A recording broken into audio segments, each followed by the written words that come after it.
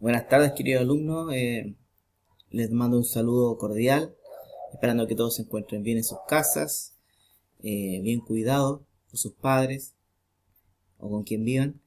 Cuídense, no salgan a la calle y estudien, ¿ya? Y para eso yo les voy a hacer un resumen de todo lo que vimos cuando estuvimos en clase, la semana que estuvimos.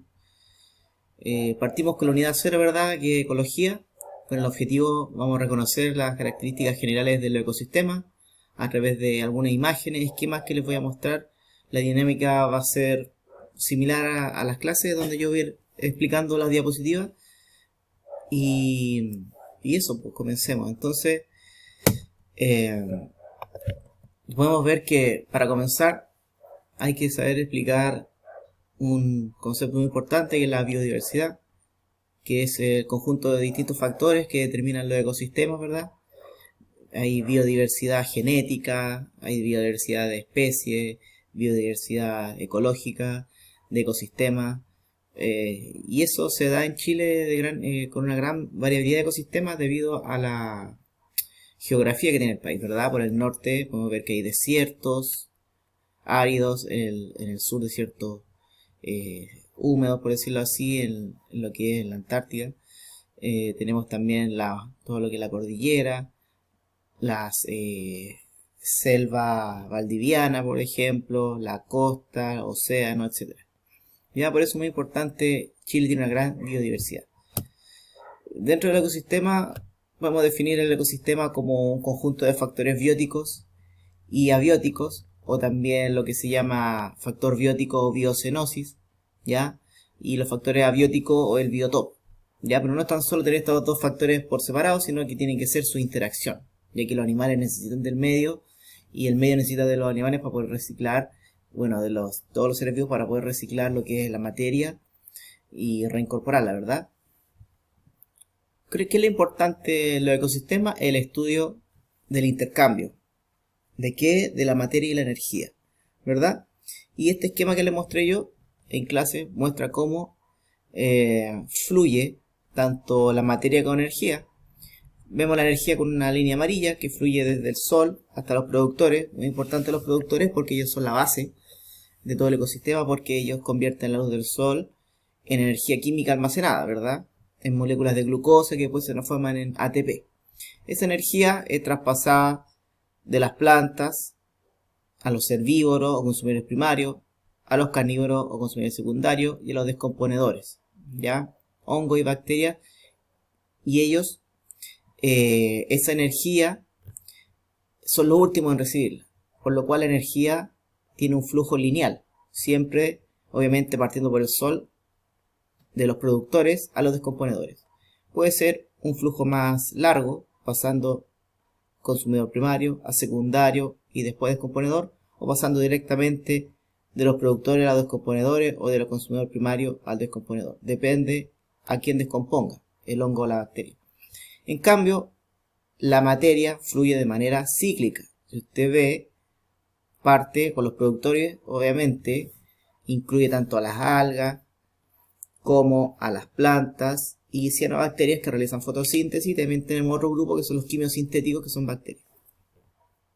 Ellos generan energía química a partir de la luz del sol, ¿verdad? Y de compuestos inorgánicos como el dióxido de carbono, el agua. Y a través de la fotosíntesis lo transforman en materia orgánica, que es consumida después por los herbívoros. Después los herbívoros son consumidos por los carnívoros, y así sucesivamente, hasta llegar a los descomponedores. Y finalmente los descomponedores lo que hacen es transformar esta materia orgánica que transformaron las plantas en materia inorgánica y devolverla al ambiente, ¿ya? Como una fuente de nutrientes.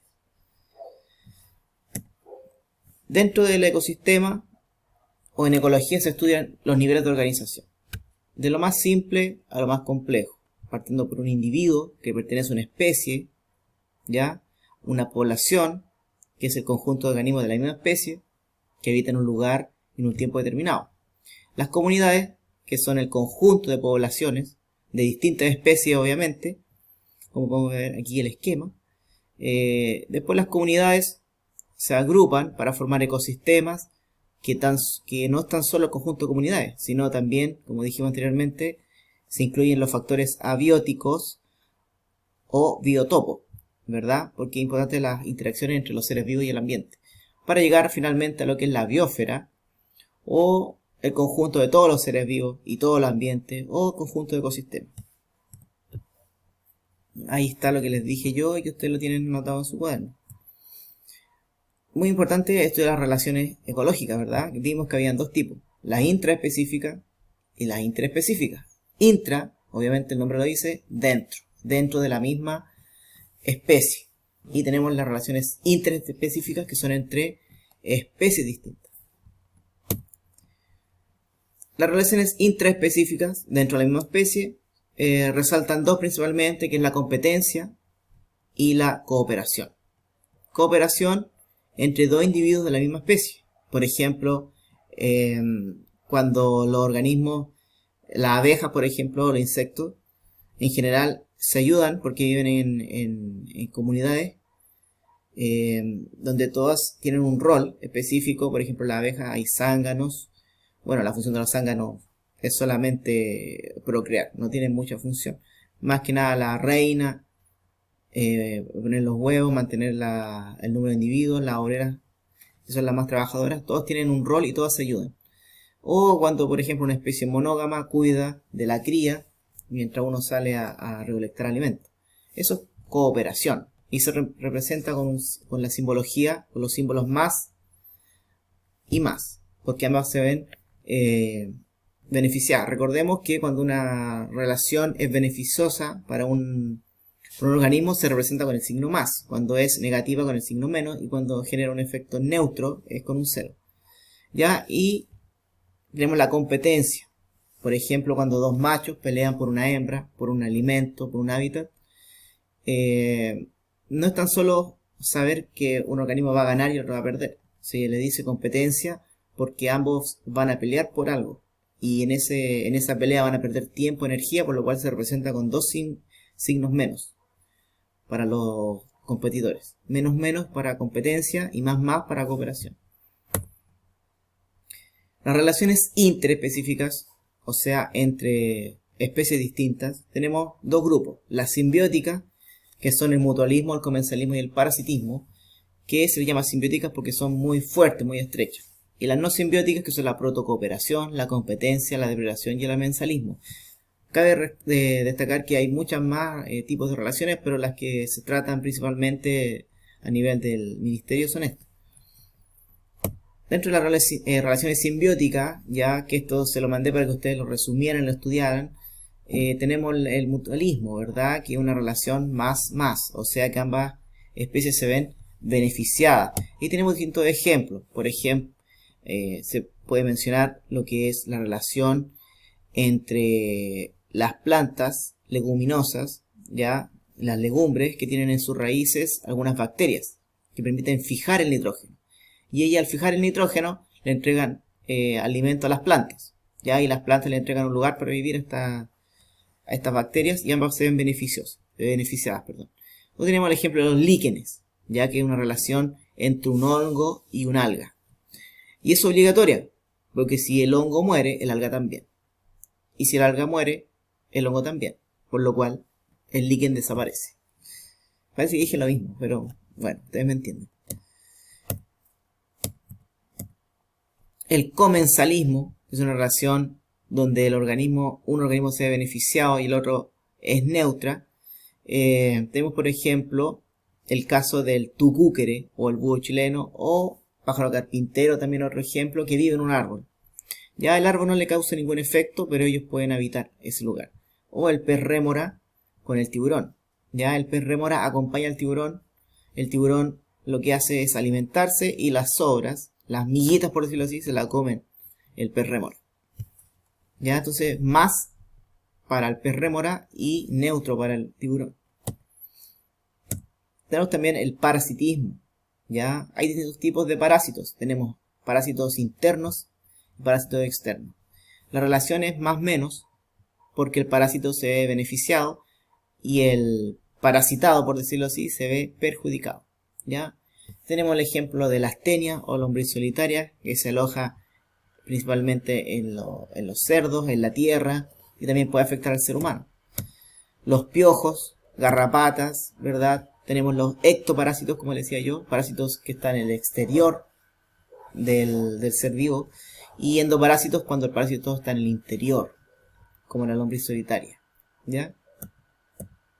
Las relaciones no simbióticas tenemos la protocooperación, que es muy similar al mutualismo, pero la diferencia es que esto no es obligatorio, por lo cual se pueden separar y pueden vivir individualmente cada uno por su lado. Por ejemplo, este pez que limpia de parásitos a la tortuga y ellos se alimentan y la tortuga se limpia.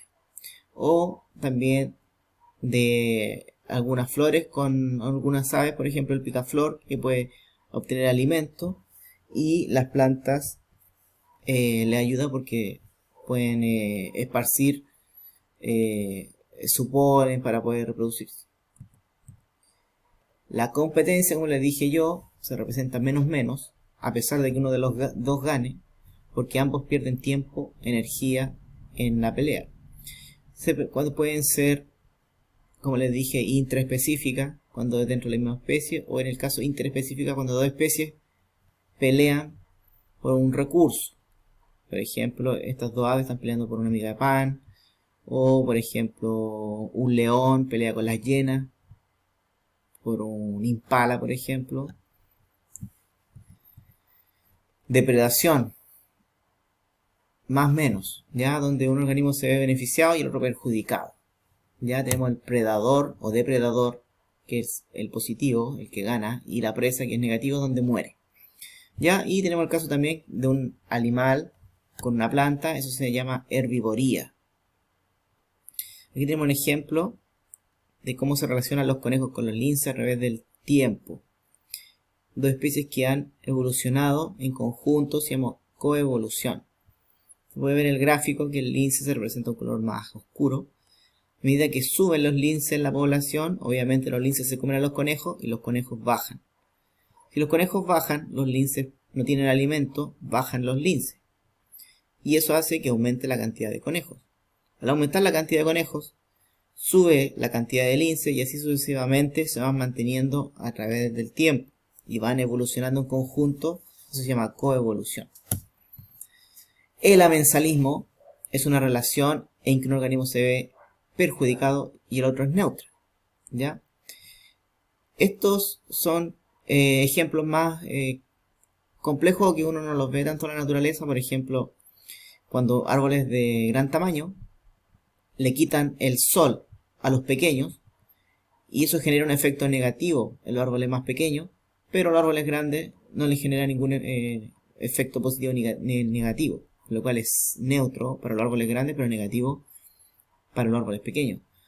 O el ejemplo de el hongo, un hongo muy importante que es el hongo Penicillium notatum, del cual se descubre la penicilina, el cual genera esta sustancia, la penicilina, que va a matar a toda esta colonia de bacterias que está alrededor. Las bacterias se van a ver perjudicadas y el hongo produce esa sustancia naturalmente. Esto es nuevo, esto ya es nuevo, tiene que ver con el tamaño de las poblaciones y la densidad poblacional. Ya, como tamaño de población se representa con una N mayúscula, que representa la cantidad de individuos que tiene una población y se puede ver afectada por distintos factores que pueden aumentar el tamaño de la población, o sea que aumenta la cantidad de individuos. Los nacimientos, que se representan con una N minúscula, ¿verdad? Obviamente van a aumentar la cantidad de individuos. La inmigración, donde individuos ingresan, inmigración, ingresan. Tenemos la emigración, que bajan la cantidad de individuos cuando los individuos salen, y las muertes, obviamente. ¿Ya? Inmigración y emigración son los tipos de migraciones. ¿Ya? Cuando el organismo ingresa. Emigración, cuando el organismo sale. Y tenemos una ecuación matemática, ¿verdad?, que explica todo este proceso del tamaño poblacional.